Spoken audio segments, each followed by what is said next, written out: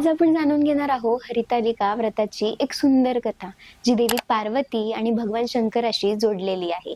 देवी पार्वतीच्या वडिलांनी त्यांचं लग्न विष्णूजींसोबत ठरवलं होतं, पण पार्वतीला मनापासून भगवान शंकराशी विवाह करायचा होता. लग्नाचा दिवस जवळ येताच पार्वती खूप दुःखी झाली. तेव्हा तिच्या सखीने तिला आई वडिलांपासून हरण करून जंगलात नेलं. तिथे पार्वतीने कठोर उपवास धरला आणि भगवान शंकराची अखंड तपश्चर्या केली. म्हणून या व्रताला हरितालिका असं नाव पडलं. पार्वतीच्या कठोर तपश्चर्येने प्रसन्न होऊन भगवान शंकराने तिला वधू म्हणून स्वीकार केलं. त्यानंतर ही हरितालिकेची परंपरा सुरू झाली. स्त्रिया हे व्रत करतात की त्यांना देखील चांगलं वैवाहिक जीवन आणि पतीचं दीर्घ आयुष्य लाभावं. या दिवशी स्त्रिया निर्जळा उपवास करतात. भगवान शंकर आणि पार्वती मातेची मूर्ती बसवून पूजा केली जाते. अखंड दिवा लावून संपूर्ण रात्र जागरणही केलं जातं.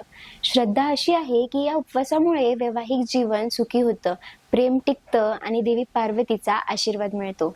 तर ही होती हरितालिकेची कथा. तुम्ही दरवर्षी हरितालिका करता का? कमेंटमध्ये नक्की सांगा.